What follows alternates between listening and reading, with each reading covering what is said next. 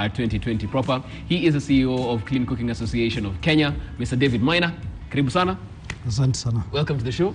Thank you. And it's interesting because even as talking about you being a mechanical engineer, and then as your journey progressed, you realized, okay, fine, probably we need to look at renewable sources of energy.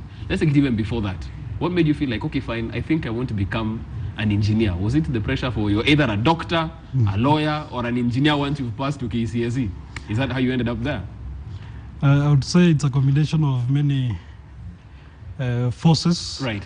And I think that is one of them. Mm-hmm. But as a young person, I wanted to make a difference in society and to have influence. I've always wanted to make some impact on people's lives and all that. Mm-hmm. And then I thought engineering was the best way to provide solutions, and it was a good opportunity for me. So I decided to do that. Of course, I scored the right marks to to go to do engineering. And yeah, I ended up there. So also my parents had an influence, so they encouraged me to take up, because I was good at technical courses, physics, mathematics. That's how I ended up being an engineer. Were there any other engineers in the family who are older than you that you are told, you should be like so-and-so? He scored well and became an engineer. Actually, my family and I would say relatives and all that, the larger family, most of them are teachers. Right. So I wouldn't say that they in any way inspired me professional-wise to go into engineering. But one of the many, as I talked with my uncles, my aunties, they would always tell us as young people, you know, we have enough teachers in the family. Can we go into something else? We need lawyers, we need doctors, we need engineers. So that is how I would say somehow pushed out of the usual teaching that was a bit more prevalent. So I chose engineering. And how was it, getting into engineering? And, in high school, it's all fun and games as you're doing your physics and your math. And then you land into first year and you realize, this is the big one. This is what I'd been trying to get my entire life. And it's quite the task. How was it for you? I would say high school prepared me. Where did you go to high school, by the way? I went to Lenana School. And Lenana School then, a few things may have changed. I was working with entrepreneurs at the Innovation Center. Right. Climate Innovation Center. It's a very interesting place. You should go visit. Right. But so that is where I got introduced to the technologies of clean cooking and the fuels and the whole climate change arena. So that is where I would say the seed was planted. Right. So when I moved to CAM, I did mostly renewable energy projects and managing projects and also advocacy. CAM is quite well known with advocacy work, so that's where I learned how to do advocacy, to do research in policy, and it's a whole skill altogether. That is what I would say set me up for my current role at Clean Cooking Association of Kenya. Right, and we'll be talking about that because I'm looking at your journey and it almost feels like out of university, from what you had experienced as an intern, you realize that you probably don't want to be a hardcore mechanical engineer. There's a whole different line of things you want to try and do. Why was that? Do you not see yourself at one point being head of engineering at a certain firm, or was it just events that led you in a different direction? I think life can take you in different ways. I've seen engineers who are journalists.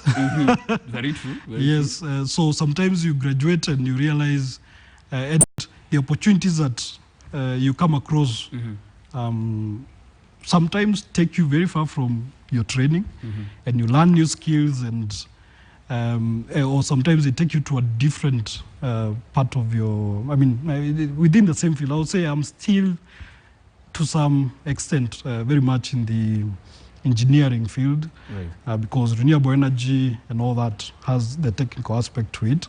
But I've moved now from that to project management and advocacy, which is one of the key roles at CCAK. So I would say it's what life can throw many things at you. Right. You choose and you decide. So for me, I didn't, from very early on, and my mentors know this, I think in the 4th year, I already told one of my mentors, Professor Sparling from Strathmore University, that I think I am better off in management and all that than in hardcore engineering. Right. I also would say I visited a few factories, and my experience with hardcore engineering was not so inspiring. Right. You get a graduate who is poorly paid, and and you say, I mean, why should I study 5 years of engineering and end up like this? So, of course, there is a brighter side to it also, but I thought from very, I would say midway in the training, I realized that my line may not be very much at hardcore engineering. Okay. So I was better in management and all that. So that's why when the opportunity came, I decided to follow that direction. Yes. Okay, let's talk about the opportunity that presented itself in terms of the Clean Cooking Association of Kenya.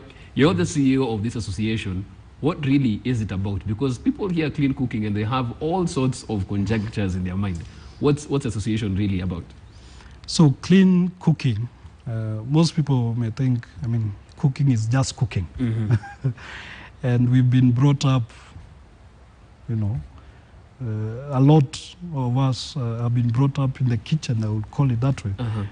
Because your parents or your mom was always in the kitchen cooking, and the smoke, and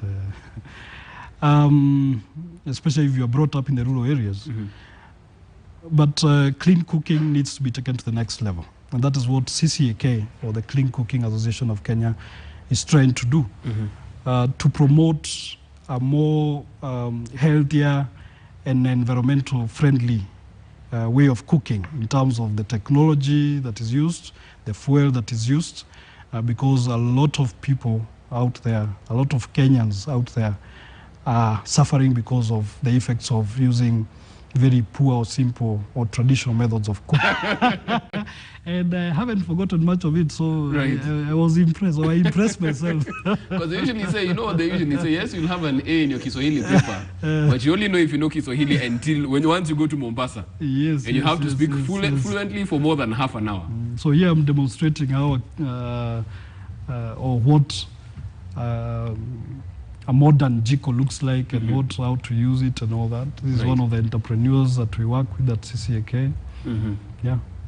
So this is just showing them that it actually works, and this is how you can actually practically use clean cooking in your home, wherever you are. Yeah.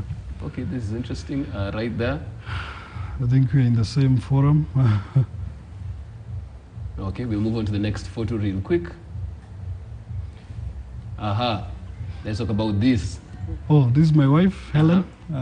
This is our wedding a few years ago. Right. Yeah, so this is one of the milestones in life. Right. And for a person who, like you said, with your type of job, at times it might get demanding when you're, leading such an association. How do you create the balance? Because I always like to talk to people who are in that space, because yes, she'll understand that you're busy, but she'll only understand to a certain point. Now you can't delegate this duty. You need to come and be a husband. How do you balance the two? It's not easy, and I'm still learning how to balance it. So it takes time. They get to understand what you're doing, why you need sometimes to be away, because the job also involves a bit of traveling. It demands that sometimes you work. And sometimes not always the best thing, you have to do some work at home, and so you're not with the kids, and so I would say she's also learning to adapt to. Right. Is she an engineer as well? Did you find her in the same space? No, she's not an engineer. What does she do? She's a businesswoman. Okay. Yeah. So at least from an entrepreneurial place, you get each other on that one. Yes, because sometimes she also has to be away and busy doing other things, and I'm left to take care of the kids or to support her. So I would say you need someone who understands, and it's something you learn into. So I would say it's an experience that you both go through, and as long as there's an understanding and respect and the love is there, you manage. Okay, fantastic. How many kids, by the way? I have 2 kids, 2 boys. 2 boys. Yes. So I can imagine it's a handful. When you get home, it's a handful every single time. Yes. Fantastic stuff. I mean, that's where we're going to wind it as far as our conversation is concerned. But for some people who might want to get in touch with you, either to learn more about, clean cooking, renewable energy, or even mentorship, because you've been through quite a bit. We can see what's happening right now with the era of layoffs and corporate restructuring. People might need somebody who actually knows how it feels to have gone through that. Where can they reach out to you on social media? Where can they find you? I'm on social media, mostly on Twitter, so you can get me at Njugi. For CCAK, at Clean Cooking KE, you can ask your questions there. We have a social media team that will respond to you. On Facebook, Njugi is my sign up, so you can always reach out to me on social media. I'm more on Twitter, I would say. You're more responsive on Twitter. Yes. Okay, fantastic stuff. Thank you so much, Mr. Minor. Thank you. Thank you for inviting me. A great 2020, even as we jump into this, because I'm sure there are big plans ahead as with that. Thank you so much. All the best with the family and the 2 boys. Okay. Fantastic stuff. Okay. Getting up close and personal with David Minor, who's the CEO of Clean Cooking Association of Kenya. And as even you get into the year proper, you might as well think about how you'll also change your renewable energy, not only for the environment, but also it makes perfect sense for your bottom line. If you're going to spend less in the long run, you're saving your pocket and you're saving the environment as well. It's a win-win. This is Up Close and Personal. Plenty more coming up, of course, after the break.